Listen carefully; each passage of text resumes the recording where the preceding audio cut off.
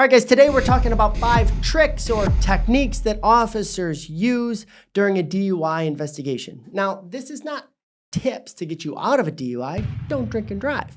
But we sometimes see some very aggressive officers out there trying to create DUIs or sticking their nose where it doesn't belong. So with these 5 tips, you'll at least be aware of it if you're ever in this situation. All right, Jim, what are some of the tricks that you see officers use during a DUI investigation? Sure. So the first one that I would say is friendly questioning, officer friendly. Yep. Here's the thing. The police are never trying to be your friends in a DUI investigation.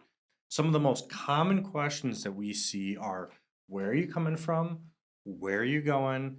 How much have you had to drink tonight? Right. You do not need to answer any of those questions. They're not trying to be your friends. Right. They're not trying to see, what buddy's house were you hanging out with? Did you Right. catch the game? Yeah. It's not about that. You got to think that when an officer is investigating a DUI, one, he or she's probably not going to tell you they're investigating a DUI. And these questions are building up their case. He said he was coming from a bar. What do people do at a bar? They drink.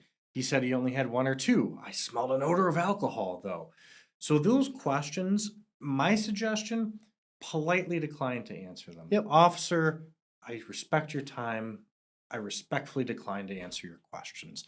You're not being rude. You're saving your behind. Yep. Yeah, I mean, you're right. What's the alternative, right? Knocks on the window, he pulls you over, knocks on the window, says, you are currently being investigated for a DUI, right? They don't do that, right? Because you would shut down, you would be on them, right?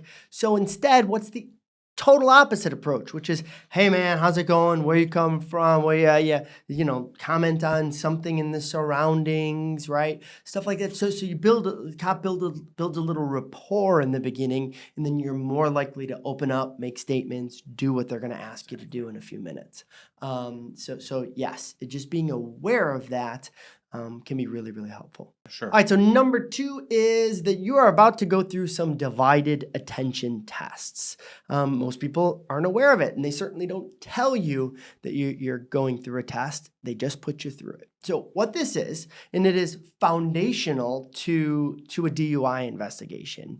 The premise is that somebody who's intoxicated has a lot harder time focusing on 2 things at once. So that is why the officer says, can you hand me your license and registration? And while you are fumbling through your wallet, they ask you a different question, unrelated. They divide your attention. You have to still do this while answering, yeah, I'm coming from the so-and-so or whatever, right? That is the most basic example of a divided attention test. But also the field sobriety tests themselves are also largely divided attention tests. And again, it is all based on the premise of not being able to do both of those things if you're intoxicated. Anything you want to add to that? No. I think that really brings us to the third point. Some of the tips and tricks, field sobriety tests themselves. In Illinois, you're not required to do field sobriety tests. Although what I see a lot of officers do, instead of posing it as a question, Derek, will you please participate in some standardized field sobriety? It'd make me so happy. No, a lot of seasoned officers are going to say, I just want to put you through some tests, see if you're okay to drive. Hey, if you're okay to drive, I'm going to let you go. Or, hey, if you only had 1, 2, you'll be fine on these tests. I'll let you go. Right. I have never seen that happen. No. I've never seen them say, man, you aced those tests. All right, my friend, hop in the driver's Right. seat. By very nature, we see them after they've been arrested. Right. But So, again, that's another situation where, point number 1 with the friendly questioning. Yep. When a police officer asks you, will you engage in standardized field sobriety test? Or they say, I want to check your eyes, see if you're okay to drive. Right. Officer, thank you, but I'm going to respectfully decline. Yep. Leave it at that. Yep, exactly right. Yeah. And on all this so far, the underlying theme is that the officer wants you to think that in a few minutes, you're going to be able to get back in your car and go home. And that is just not the case. But by the officer maintaining that sort of approach, it is far more likely that the driver will do this. And that is why, at its essence, these are tricks. Now, number 4 is the chemical tests themselves. Those are blood, breath, and urine tests. Everyone thinks about the breathalyzer, right? But they can take blood or a urine test as well. And the, the fact that they're having you do those things in and of itself are not a trick necessarily, right? Those are the ways that they measure the blood alcohol content, somewhat scientifically, right? So that in and of itself is not a trick, but there are tons of games and tricks that they play around that in order to get you consent to do it. And I would say one of the biggest things that just sometimes blows people's minds are that even if you pass that chemical test, you can still be arrested. We see tons of cases where they blow under the legal limit or even blow zeros. And the officer then sort of changes their tune. Well, you must be on drugs then, right? Which aren't registered in a breathalyzer. And then they go that route. In fact, we've even got a long video where we analyze a very popular case like that. All right, what I want you to do is make a tight seal around this and blow outwards like you're blowing up a balloon, okay? Ooh. All right. You ready? Yep. Okay, you can relax. So I'm gonna read you Miranda, okay?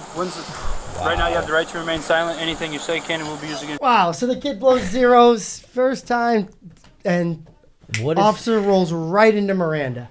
For what? This officer has an ego problem. Yeah. Yes. That, in my opinion, is very much a trick. If the officer believes you're under the influence of alcohol, you then prove to them that you're not, and the officer, instead of admitting that they may be wrong, they then say, well, it must be drugs instead, right? And that very much, in my opinion, can be a trick that police officers employ.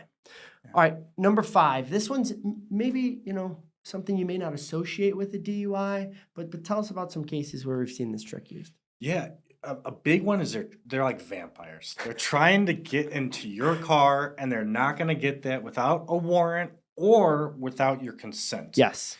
I have seen it so many times where, hey, can I just check your car really quick? Yes. Can I just peek in there? Friendly. Yeah. Friendly. Peek, Again, yes, hey, I want to see what's under the hood. No, Yeah. it's not like that. Because what they're looking for is there an odor in that car? Is there an open container in that car? I had a case where it was a red Solo cup with what they said was water, but they're going to take that and they're going to build that case against you because they're going to look at that. They're going to say, well, what could that have been? Right. It's speculative, but if, like a vampire, you let them into your car, you're in trouble. Don't let them in. Yes. There's just nothing good that's going to come of that. Yep. If they get a warrant and they can search your car, or you get arrested, they're going to search your car regardless. But giving consent, especially giving consent under what is sort of a false premise, like let me just peek in your car real quick, or I'm going to get in there anyways. I've heard that. Right. That's sort of a tougher tactic, right? Which is not necessarily true. It's a different tactics, or we'll call it tricks that they use in order to get you to consent to what may otherwise be an illegal or improper search. Right. And I mean, one thing to just add to this, with marijuana being legalized in the state of Illinois, I cannot tell you how many DUIs where somebody has the grinder with just a little bit in it. But you better believe that you're going to get a possession of cannabis charge tacked onto everything. Yep. That's a Class A misdemeanor. Guys, you can hopefully stay away from that. Just don't let them in. There you have it, guys. 5 tricks or strategies or really techniques that officers will use during a DUI investigation. The underlying theme here is that you don't know necessarily that they're doing it. They don't have to come out and tell you that you're under investigation for a DUI. So just being aware of these things may give you a leg up.